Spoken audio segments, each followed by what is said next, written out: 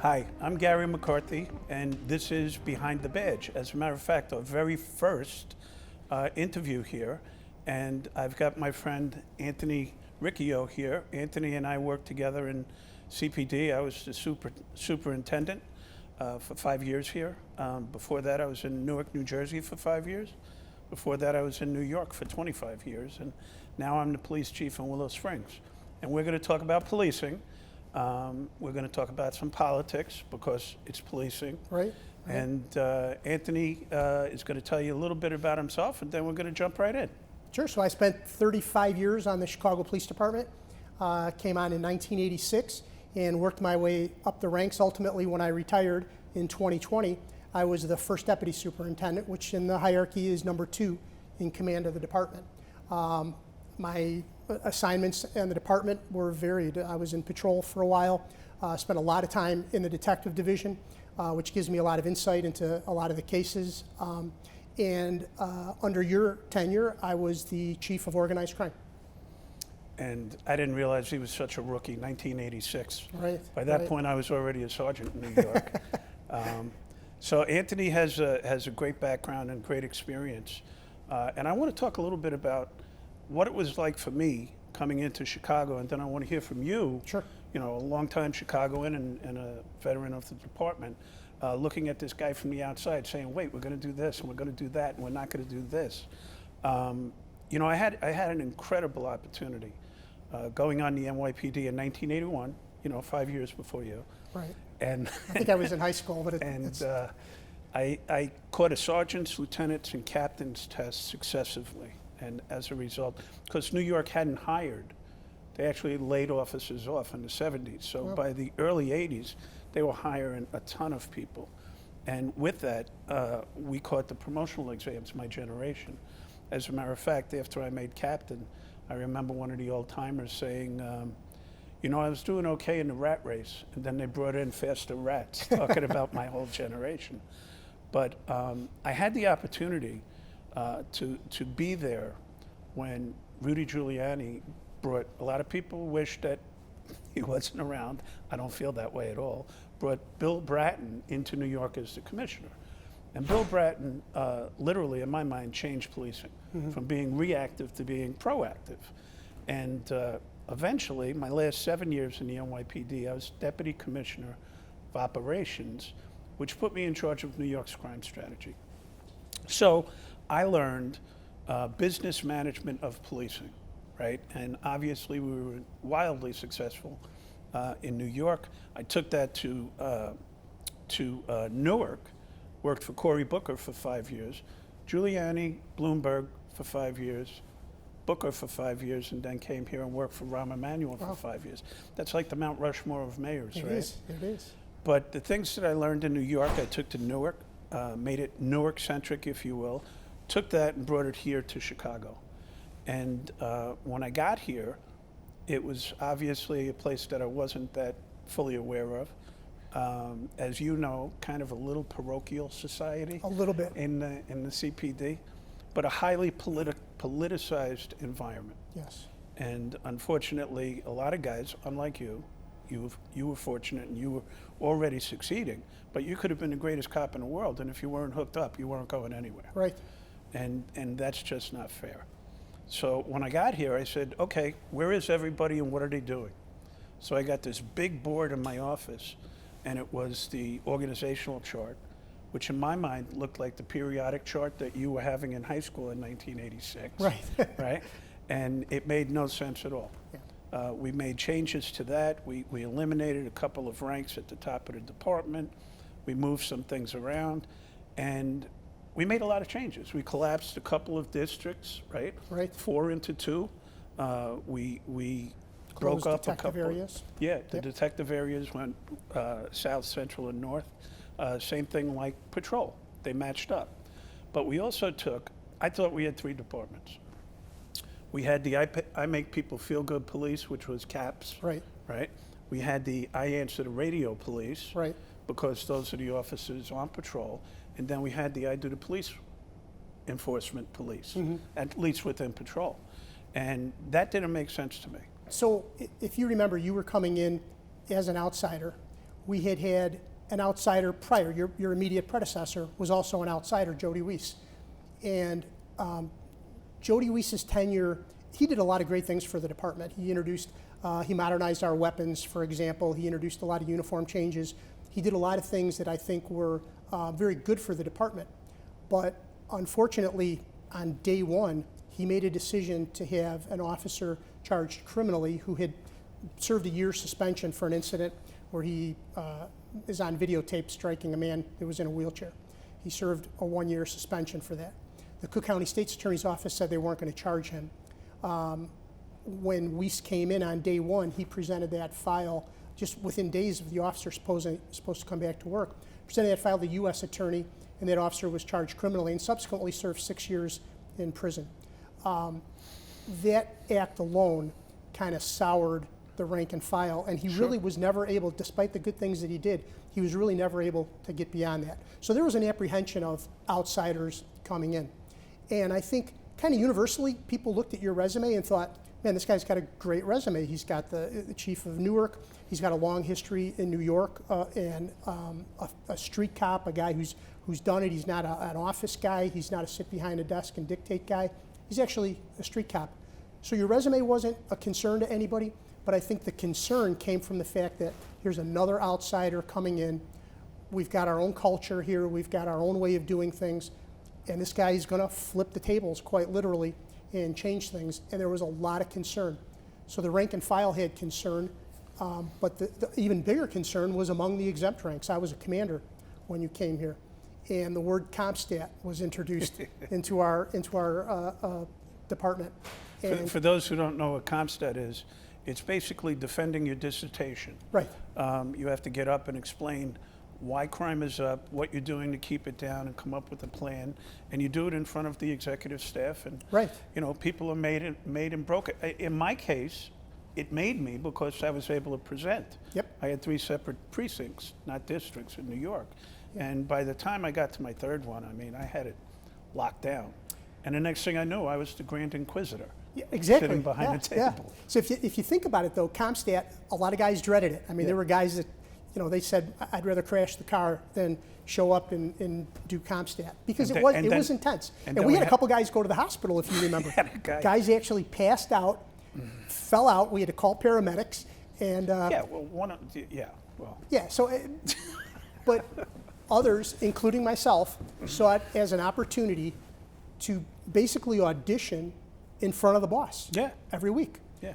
And I was always up at that podium, and I knew that when I was talking to all the exempts, all the department bosses up there, there was really an opportunity for me to kind of present myself and show that I knew the answers, I knew what was going on, I had the knowledge, and it was an opportunity for me to audition every week. And that audition actually paid off. Sure. How often do you, as you know, at the end of the day, we're employees, as an employee of an agency like that with all these different levels, get to have FaceTime with the boss every week?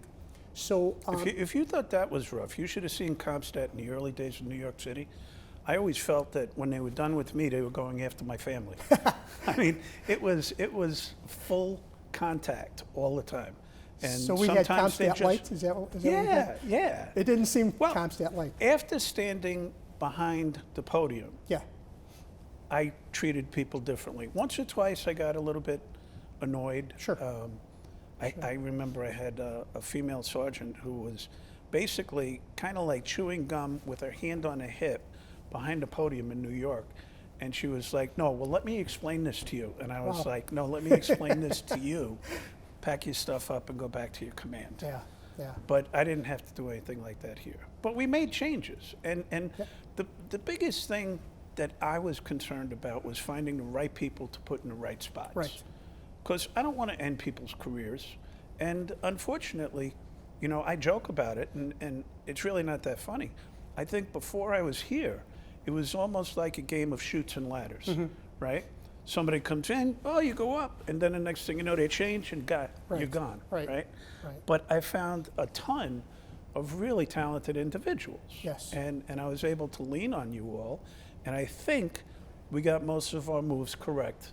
Might have taken a while, but we didn't do it immediately. We did it step by step by step. Right. And I think that was an important, and that's a distinction between when you were there, and like Jody Weiss, when he came in, he got rid of most of the exempt staff. Yeah. Most of the knowledge, most of the experience was gone. Now, I benefited from that because I was one of the individuals that got bumped up when he did this big house cleaning. And then one of your successors, David Brown, kind of did the same thing, where he wound up purging so much of the top of the department that it really resulted in chaos. So I think that kind of gradual change that you brought about was much more effective, and the numbers certainly bear it out. I mean, the numbers that we had. To my recollection, we got rid of one deputy superintendent or assistant superintendent. Right. We got rid of one commander and one other person that kind of escapes my mind right now, but that was 2 years later. Right.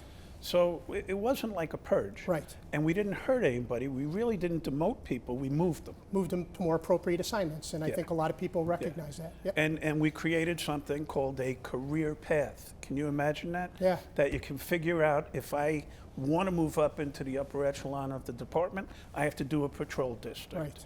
Right. Because that's the level that CompStat really, really focused on. Right. Detectives, narcotics, special units would back up the commander, but by the same token, it was up to that person. That's where the rubber meets the road. Yes. That's what we did in New York. That's what I did in Newark. That's what we did here. And guess what? 5 years later, what we had was every year, crime was down. Every year, complaints against officers were down. Right. Every year, police-related shootings were down. Yes. One kind of blew that all up. Yep. And then at the same time, we did it by making 30,000 less arrests. Yes. It's not about arresting everybody. It's about arresting the right person at the right place at the right time for the right reason. Right. And crime had been reduced to the point where we were able to consolidate a couple districts, a couple slower districts. Yeah. We were able to consolidate. We had never closed, in my 35 years, we had never closed police stations before. We were able to do that. We were able to take the detective areas, consolidate, and close some of them as well. And we created teams for detectives, not Right. just individual detectives who were running out Exactly. handling cases. Exactly. So detectives were operating in teams. We had homicide teams for the first time. We're going to during come my back and career. talk about that in a second, Tony. We have to take a break real quick and make some money, I guess, selling commercials. Okay, we're back. We've already determined now that there's two things people don't like: the way things are and change, Exactly. right? We figured that out. We've proved it Right. here. But we were talking about detectives, and your background in investigations was the reason I moved you over to narcotics, because I want them to do more than just buy and bust. I want them to do investigations, move up the ladder, Right. get some guns off the street, and take out wholesale crews, which is what happened. That's how you ended up. And I told you that too Right. at the time, but I think everybody else should understand. We were trying to upgrade the investigations in narcotics. So that's about as nice as I'm going to be to you now, Tony. Okay, thanks. That's not really true. You know, you were involved in a lot of investigations over the Sure. course of time, but perhaps the biggest heater case that you were ever involved in was probably Hadiya Pendleton. Absolutely. Yeah, and trust me, I felt a little bit of pressure on that one Sure. too. Sure. But I stayed off your back. No, you did, absolutely. In fact, Something I learned is yeah. don't interfere, give support. Yeah. So why don't you talk about it? Yeah, so just to kind of set the table for the Hadiya Pendleton case, it was January of 2013. Hadiya Pendleton's a 15-year-old girl. She goes to King College Prep in Chicago, and she lives in the Kenwood neighborhood, and actually probably about a mile from President Obama's Chicago home. Correct, yeah. And January of 2013, she finishes taking some midterm exams, and her and a group of friends leave school, and they gather at a park to sit and talk. And by all accounts, Hadiya Pendleton is a very good person. She's not affiliated with street gangs. Her friends are not affiliated with street gangs. They're actually a very good group of kids. In fact, she was a majorette and performed at President Obama's second inauguration. Good family, certainly no criminal background. I got to know them very well. Absolutely, of course. absolutely. Really good people. No criminal background, a good neighborhood over there in Kenwood. So her and her friends are gathered at Harsh Park, and They're getting out of the rain. they're getting out of the rain. Right? There's a canopy there, and they all gather underneath there, and they're sitting around and talking, as 15-year-old kids do. What we later find out from video that we recovered is a white sedan pulls up into the alley behind where these kids are gathered under the canopy. The passenger in that white sedan, excuse me, gets out, kind of creeps along the fence line, and completely unprovoked opens fire on this group of kids.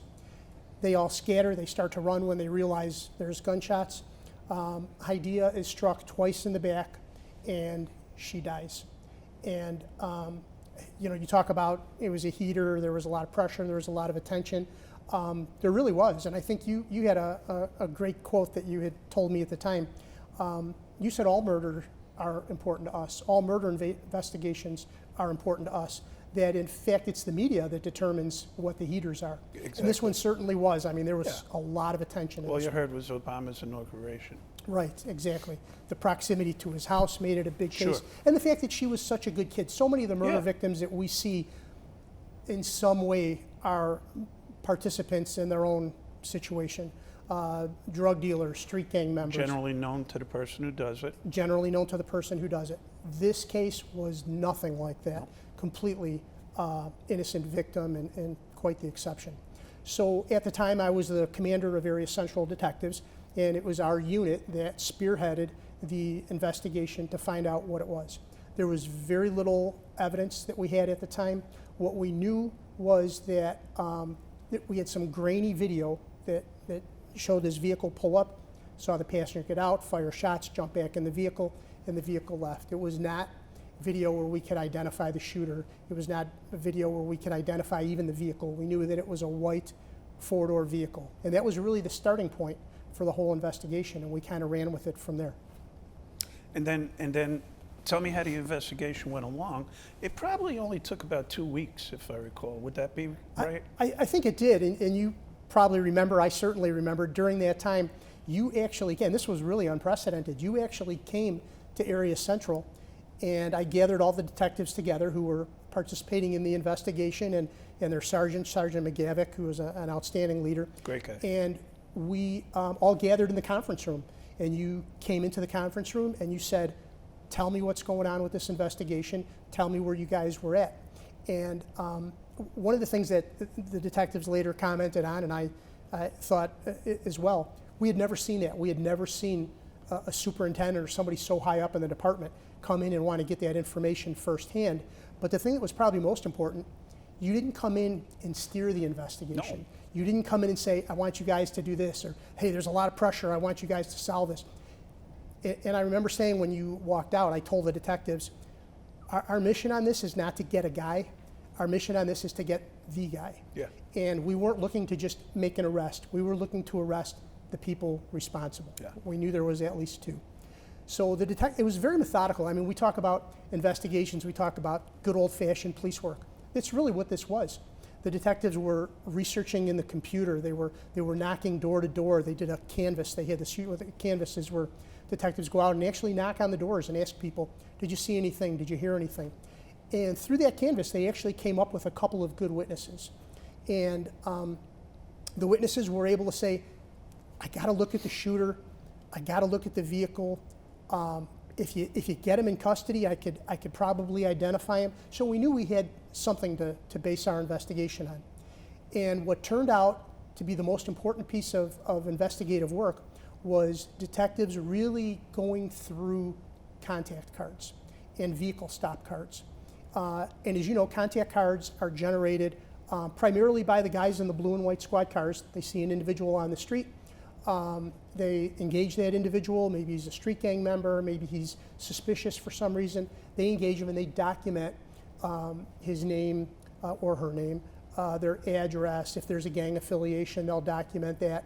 If they're in a vehicle, they'll document the type of vehicle, color Sure. of vehicle, license plates, etc. I'm going to stop you Yeah. for 1 second, Tony. I'm going to come back to this because we're going to talk a little bit about stop and frisk Okay. and what that actually means. But Great. it's great that it was a big part of this case. It was a huge part of this case.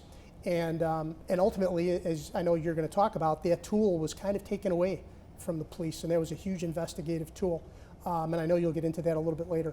But through researching these cards, which are all automated on the computer after they're done on the street, detectives were able to find a white four-door vehicle, 2 occupants at the time of the stop, street gang members, and resided maybe about a mile and a half away, and thought, boy, these guys really fit the description. The vehicle certainly matches the description. And they went in a step further, got photographs of these vehicles, and showed them to the witnesses and said, do you see, they do what's called a photo array, a photo spread. And the witnesses looked through this series of photos and said, this is the guy who got out and fired the shots. And the guy that they identified was named Michael Ward. And detectives went and picked up Ward, got him into custody, brought him into the station. I remember when you guys told me that you had a subject. We had a subject. And I may have bothered you a little bit. Do you have him? Do you have him? Do you have him? Yeah, I remember my phone going off a few times, more than a few times, I think, over this case. And eventually, through the course of the investigation, we were able to identify the driver of the vehicle. Ward ultimately provided detectives with a full confession. And basically, in his confession, he says, we thought that they were rival street gang members. We saw them huddled in the rain. I got out of the car and I opened fire on that group because I thought they were rival street gang members. Unfortunately, that is not what they were. They were a bunch of good kids from King College Prep. So Ward was ultimately charged, and based on his confession and the totality of the investigation, we also found out that the driver of the vehicle, a guy named Kenneth Williams, he was identified, he was brought in, he was also charged, and subsequently they both went to trial. And this is where it gets very unfortunate. During the trial, Ward was found guilty. He was a shooter. He was sentenced to 84 years in prison. And the driver of the vehicle, Kenneth, was also found guilty, and given half that time, he was sentenced to 42 years in prison. He knew they were going to do the shooting. He drove the getaway car, so he was sentenced to 42 years in prison.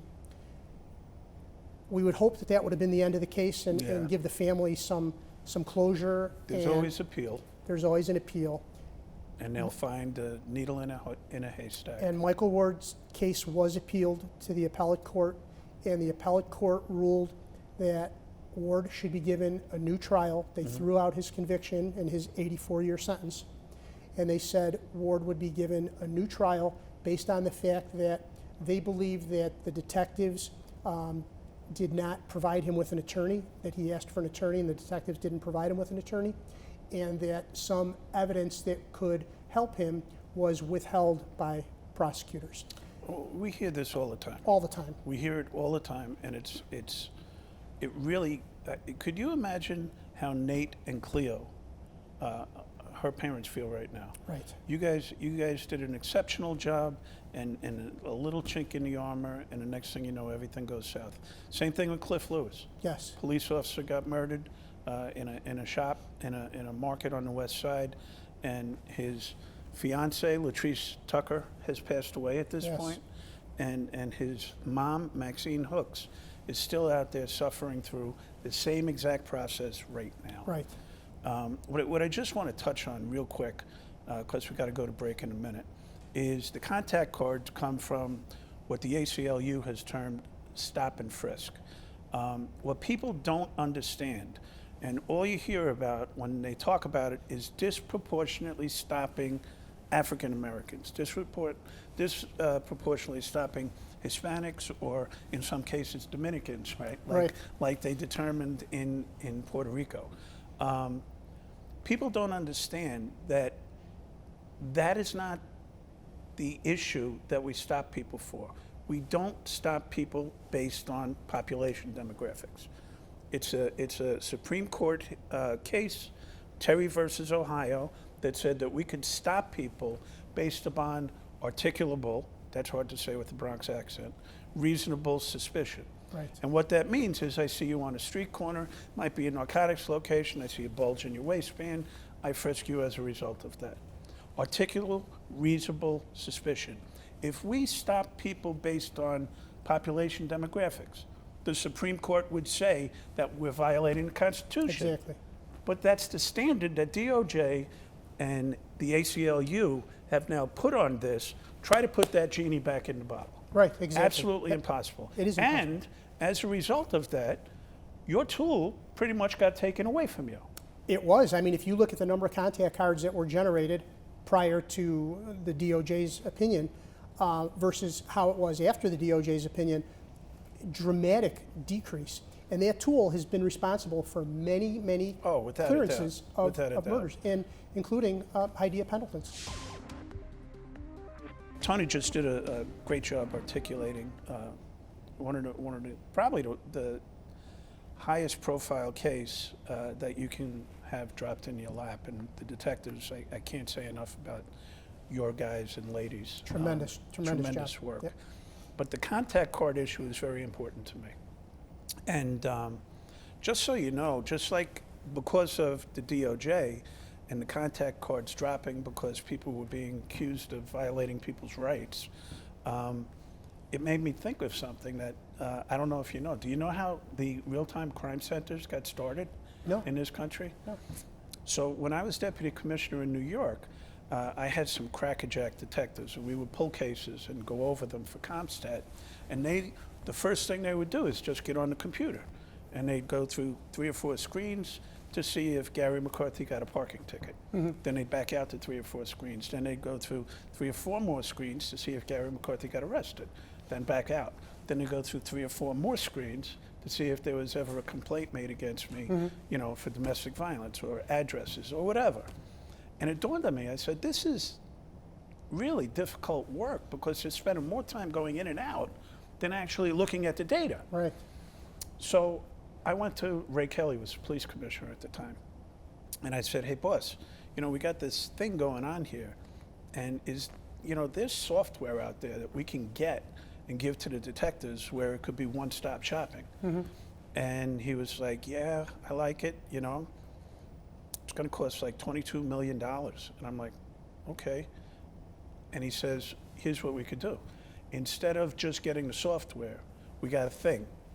We got a real-time crime center where now you could go to the police foundation who would raise the money for it, and the officers, the detectives would have a one-stop shopping. That's how it all started. Yeah.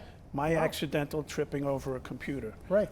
put us into a whole different place. But it's just a travesty to limit the information that you can get, which takes me right into our next topic. Okay.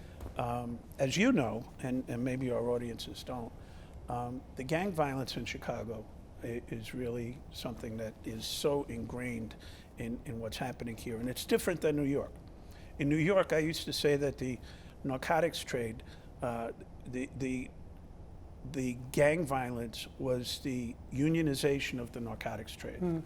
You're a Crip today, you're a Blood tomorrow, depending on which corner you're standing on. Sure. Okay? And it's generally drug violence. That's not what happens here. What happens is based on where you live, your grandfather was a Red Hot Chili Pepper, right? Your dad was a Red Hot Chili Pepper, and you're a Red Hot Chili Pepper, and your kid in the crib is a Red Hot Chili Pepper. Yes. And you're at war with these guys over here. Yeah. And that's just going to be like that forever. Yep. Kind of like the Ukraine and Russia. Exactly. Right? So we came up with a strategy, which you were involved in, where what we realized was if a shooting happens here, the retaliation is happening there within 4 to 6 minutes, like so quickly. Yes. Right? And what happens when a shooting happens? Everybody runs to the scene. Right. So what we did was we pulled together data, right? And we took our gang units, our detectives, our TAC units, every bit of information that we could get. We took all our databases and searched, and what we documented was gang membership across the city, right. Who's a gang member, what gang they're in, yep. what turf they claim, because I don't think they own anything, right? Right. I think that belongs to us. Absolutely. Right? And who they're in conflict with. So when one guy gets shot here, we don't send everybody to the scene of the shooting. Right. We send them to where the rival shooting is going to occur. Exactly. Right? Yep. And that's how, in 2013 and 2014, we had the lowest murder rates in this city since 1964. Wow. And unfortunately, politics got involved, and people started complaining about the gang database. Now, I don't know if anybody was ever harmed by being in the gang database, and it was more important to go to the turf than it is an individual. Right. It just helps us identify Right. if this person is in that gang, then we know we have to go and stop that shooting over there. Exactly. And that got pulled out from underneath us. Yes, it did. And that was a by huge tool elected- that we lost. Elected officials. Right. Right. And you can't do data-driven policing where you go someplace and you arrest the right person at the right time for the right reason if you don't have data, Exactly. right? Exactly. So that happened here. Yep. And taking that away from the police took away an important tool. When that system was up and running and it was functional, within a couple of minutes of an individual being shot, our CPIC, our Central Intelligence, would notify everybody, here's the gang that he's in, here's the gang they're in conflict with, Right. here's their turf, Right. and we sent resources over there, and we stopped those We were grabbing retaliatory guns. shooting. Exactly. We were grabbing guns Exactly. from the gang that just got shot, Yes, basically. because they were on their way to do Too the bad. retaliation Too right away. bad. Yeah, We're not going to let you shoot somebody. exactly. And it played a huge role in that reduction, that significant reduction in shootings and murders. And I got to tell you something, that is just so frustrating. But the political interference in policing goes beyond DOJ. It goes beyond elected officials. This one blows my mind. The Adam Toledo shooting. Right. 13-year-old kid on the street, 2 o'clock in the morning on a Tuesday, Yes. which I believe is the school night even in Chicago, right? Yes, this was March of 2021. Yeah. He's a shorty, Yes. hanging out with a gangbanger. Shorty is a young gangbanger, not officially there, but when the cops come, they give him the gun and they run, Right. right?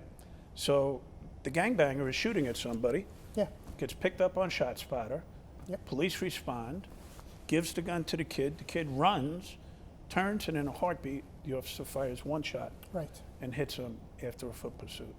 Yep. And instead of trying to figure out how do we keep that kid at home at 2 o'clock in the morning on a school night, how do we keep him away from a gangbanger who happens to have a gun, and how do we teach him not to take a gun from a gangbanger and run from the police? Exactly. Instead of thinking in those terms, Right. what did we do? We eliminated ShotSpotter, yep. right? Nice job. Yeah. Take the technology out of the neighborhoods that need it the most. And by the way, I have not run into an African American who has not criticized the fact that that was taken out of their neighborhoods. Sure. Sure. And that was an important tool for the police. So many times they would Yeah. respond to ShotSpotter alerts where there had been no 911 call. No 911 calls. Or the 911 call would come in, 5, 6, 10 minutes later, whereas the ShotSpotter alert was within a minute or so. Yeah. And that's exactly what happened to Adam Toledo. And Adam Toledo was really a... Go a step further, though. We'll talk about the foot pursuit policy. Oh, absolutely. And that was another thing. Now think about this. How do you have a policy where you need to get approval from a supervisor in order to engage in a foot pursuit? I mean, as it is, most of these guys can outrun us. So It happened to me once. do you happen to me a couple times? Here. So I was in my 50s. We caught them. The cavalry came. You can't outrun a radio. That's true. So to stand there, request permission from a supervisor to engage in the pursuit, the foot pursuit, by the time you get that approval, this guy's long gone. He's It's in ridiculous. Wisconsin. Essentially what it did is eliminated foot pursuits And it by gave officers. the bad guys a Yes. green light. And they know it. They know Of it. course It's they not a know it. secret. They know. Of course all they we got to know it. do is run, and you can't chase us. So and think we're fine. about all the things that we were doing and how well it was working, Yes. right? And then, the 2016, after I left, the murder rate went up 63%. Right. It was the same people in Incredible. place Sure. with the same programs Yes. that got subverted, Yes. all political. Yep. If you look at it, we lost the ability to do the street stops, which means we lost the ability to do the contact cards, which means we lost the ability to have the gang database. The gang database was ultimately shut down completely. And we lost the ability to pursue people, vehicle pursuits as well, not just foot Well, pursuits. vehicle pursuits are a lot more dangerous. There's an inherent danger in vehicle pursuits, and I when I know was a young- those need to when be I was- monitored. I when I would was a- agree with that. When I was a young cop, we got into a vehicle pursuit for a gunpoint carjacking, and the guy went up over a hill, and I lost him, and I wasn't going to do 100 miles an hour through stop signs in the Bronx. Right. And when we got to the other side of the hill, he had wiped out 9 cars. Wow. And he was on angel dust. That's what was popular way Yeah. back then. Yeah. And we lock him up. We get the gun out of the car, take him into the station house. Turns out he was a nice kid. Yeah. And we're talking to him. He says, well, what did you arrest me for? And I was like, you don't remember why you got arrested? He says, no. I said, we'll show you. And I took him back to the scene as we were taking him down to book him. And he saw the 9 cars. He says, no, this didn't happen. I was like, yeah, it happened. He says, if I did that, I'd be dead. Wow. I said, no, God protects some people. And Yeah, I know who you're talking about. We'll come back in a couple of minutes.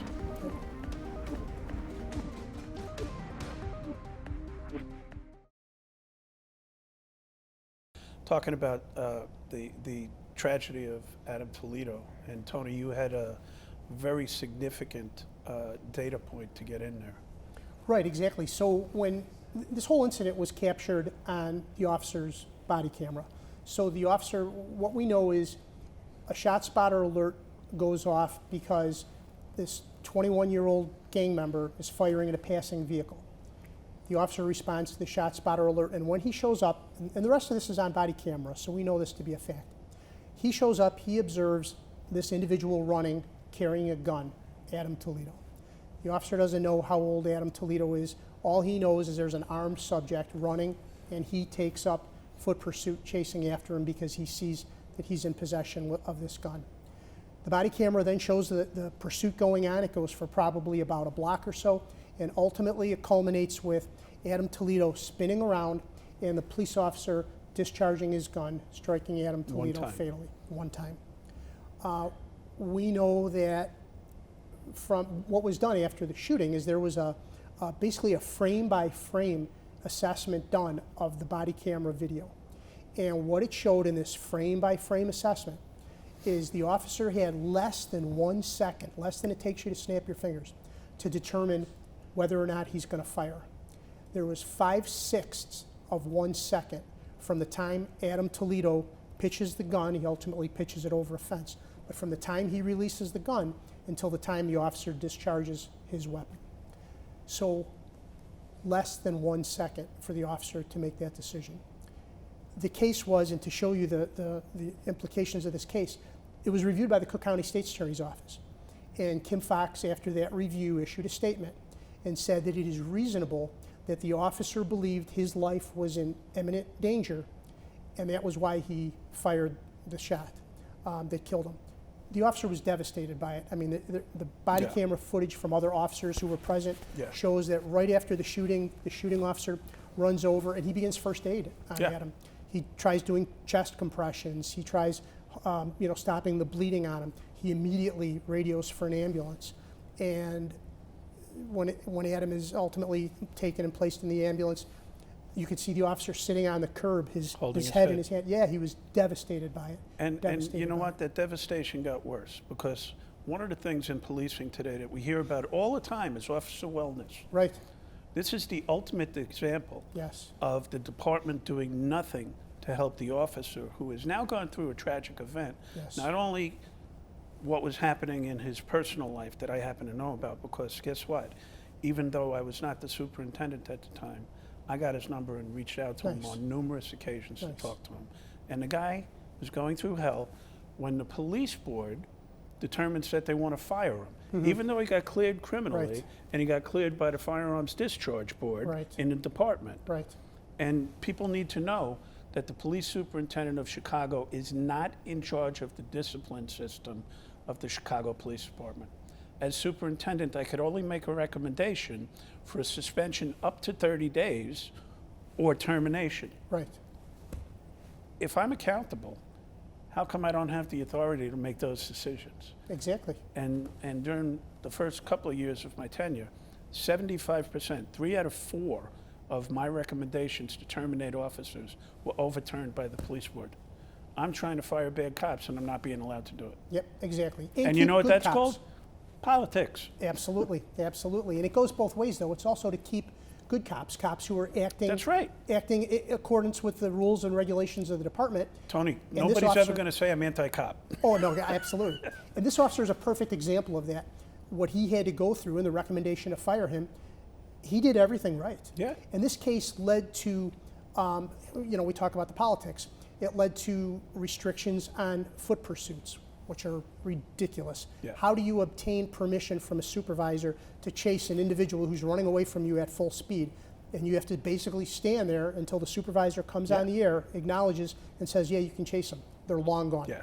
And the bad guys know it. They know that fleeing the police essentially means freedom for them.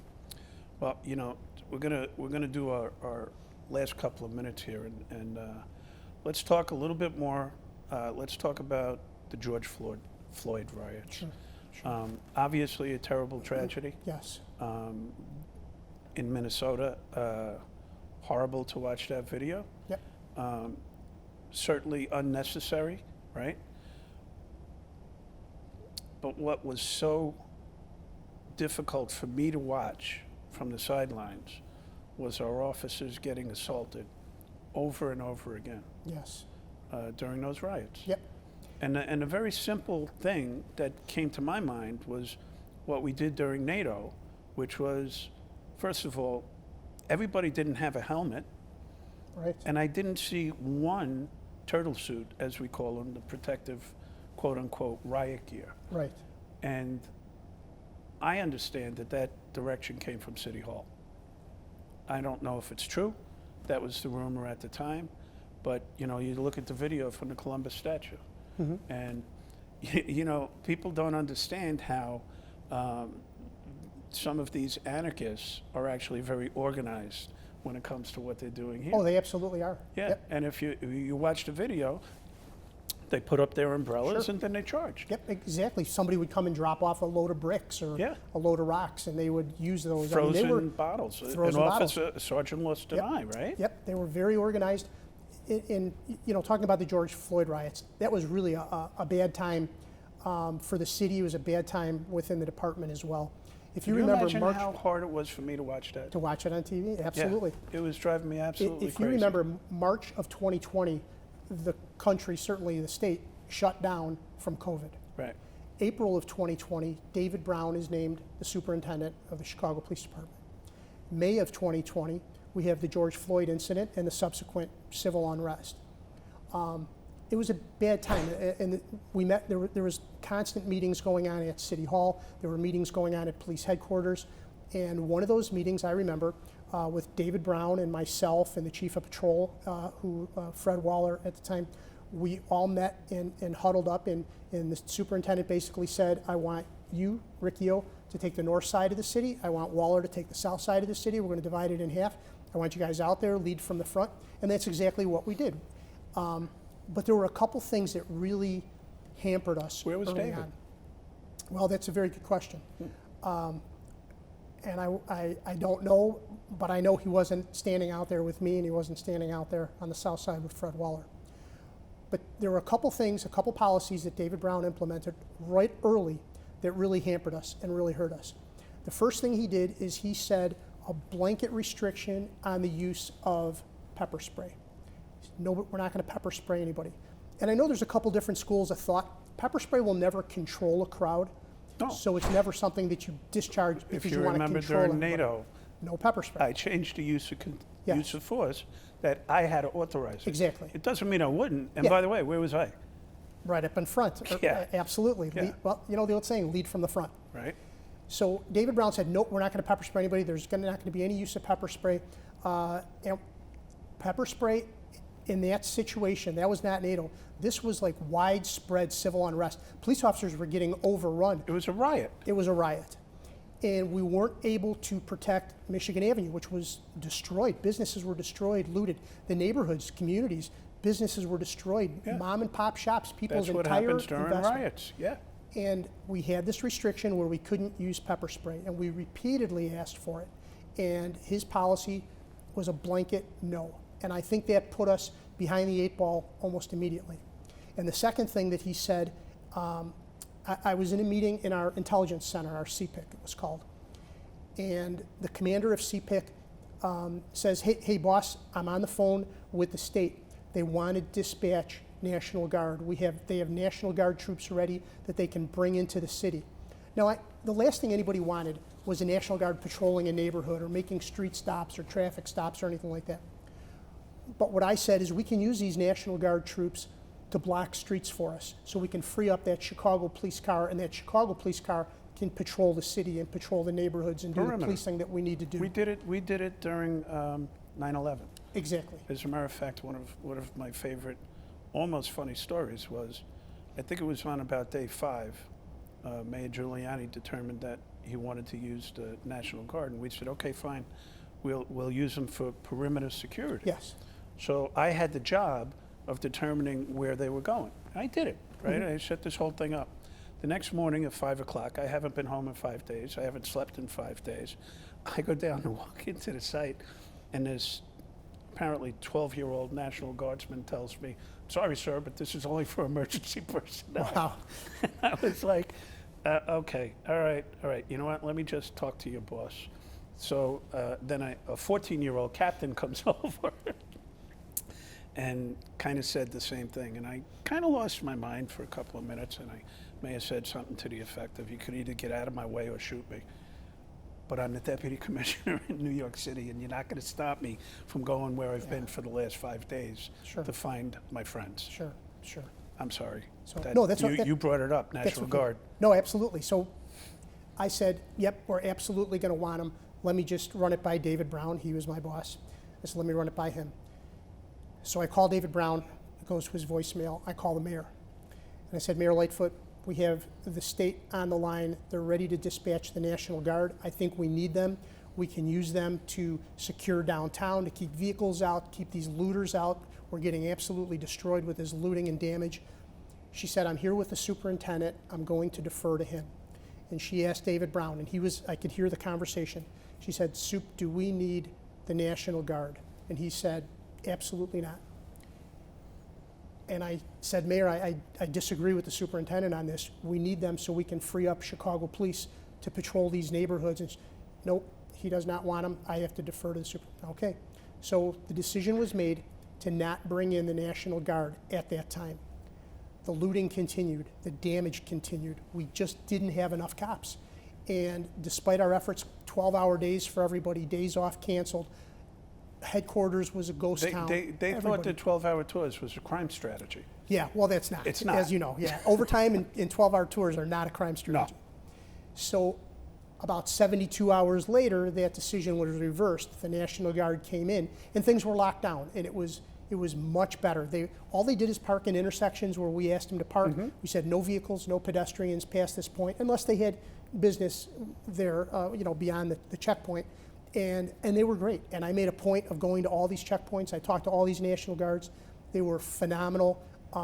They're great people. The cream of the crop. You didn't run into those guys that I ran into? I didn't see the 14-year-old and the 12-year-old that you ran into in New York. The ones we had were absolutely outstanding. Good. But my point is, these 2 decisions early on by David Brown, and he had only been here for a month, really crippled us in our response. And I think it made the damage from the civil unrest significantly worse. Yeah. Well, it's amazing what a difference leadership makes.